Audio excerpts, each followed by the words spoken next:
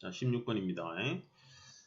어느 병원에 독감 증상으로 찾아오는 1000명의 환자 중에서 1명이 실제로 독감 환자이고, 이 병원에서 독감 감염 여부를 판정하는 검사의 정확도는 90%라고 한다.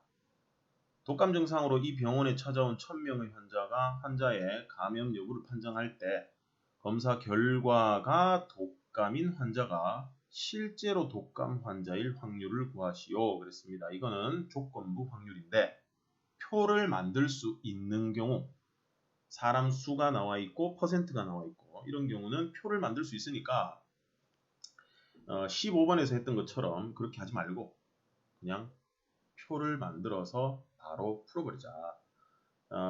표를 만들면 실제 독감 환자, 실제 독감인 사람이 있고 독감이 아닌 사람이 있을 겁니다.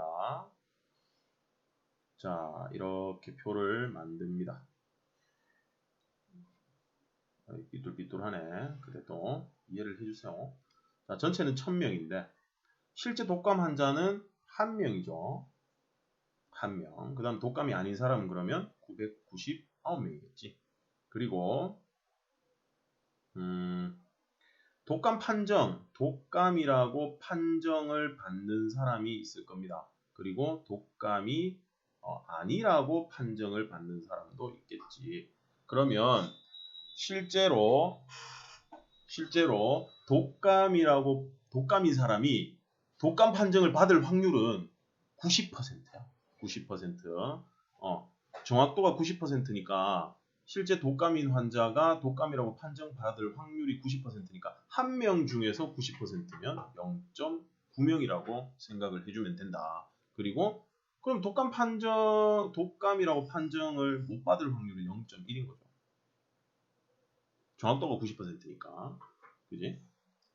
그런데 검사 결과가 독감이라고 했으니까 이쪽도 나와야 됩니다. 그지? 이쪽도. 그럼 999명 중에 독감 판정 정확도가 90%니까 독감이 아닌 사람을 독감이 아니라고 판정할 확률이 90%라는 얘기야. 이 이해를 잘해야 돼요. 뭐냐면 정확도가 90%라는 얘기는 실제 독감인데 이 사람을 독감이라고 할 확률이 90%라는 얘기야. 그 다음에 실제로는 독감이 아닌데 그걸 독감이 아니라고 판정할 확률도 90%라는 얘기지. 정확하게 판정할 확률이 90%야. 그래서 독감이 아닌 사람을 독감이 아니라고 판정할 확률이 90%니까 여기다가 0.9를 곱합니다. 그러면 999에다가 곱하기 0.9를 하게 되면 99, 81, 99, 81, 99, 81 하겠죠.